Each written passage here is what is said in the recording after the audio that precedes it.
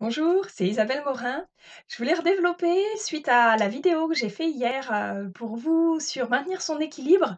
Je voulais reprendre la théorie du tabouret. Je vous invite pour commencer à visualiser un tabouret sur ses quatre pieds.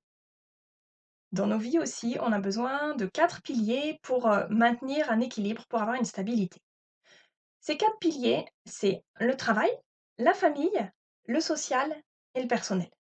Alors regardons-les chacun en détail. Le travail, notre activité professionnelle, où on va donner du temps, de l'énergie en échange d'une rémunération, dans laquelle on passe bien souvent la majeure partie de nos journées. En ce moment, c'est un peu différent avec le télétravail ou certaines personnes qui se retrouvent sans travail, au moins momentanément. Deuxième pilier, la famille, au sens de la cellule familiale. C'est mon couple, la personne avec qui j'ai choisi de partager ma vie, c'est mes enfants. Pour certaines personnes, c'est un pilier qui n'existe pas actuellement dans le cas des célibataires. Troisième pilier, le social. Toutes nos interactions sociales qui ne sont pas liées au travail ou à la famille. Ça va être, alors, au-delà de la cellule familiale qu'on avait au deuxième pilier, il va y avoir la famille au sens large. Mes frères et sœurs, mes parents, mes cousins, et cetera, mes amis, mes copains, mon investissement associatif, mes activités sportives, et cetera, et cetera. Dernier pilier, et non des moindres, même si malheureusement il a tendance souvent à passer à la trappe, c'est le pilier perso. L'espace que j'ai pour moi, rien que pour moi, de moi-même à moi-même. Ces 4 composantes nous permettent d'équilibrer nos vies. Reprenons l'image du tabouret qui est bien stable sur ses 4 pieds.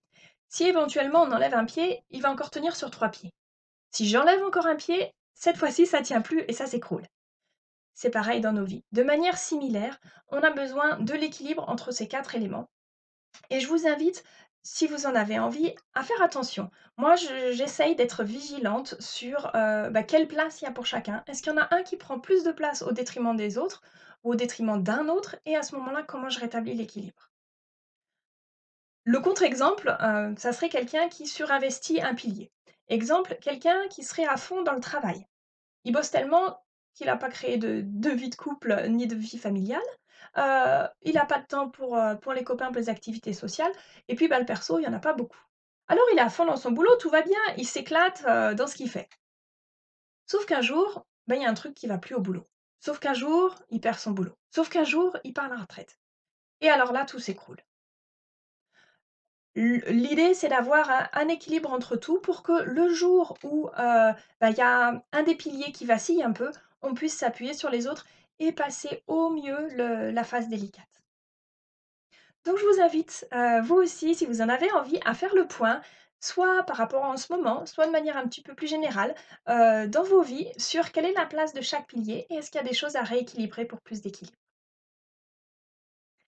Si tout ça vous plaît, je vous invite à vous abonner à ma chaîne YouTube, à liker cette vidéo et puis, je vous donne rendez-vous à la semaine prochaine.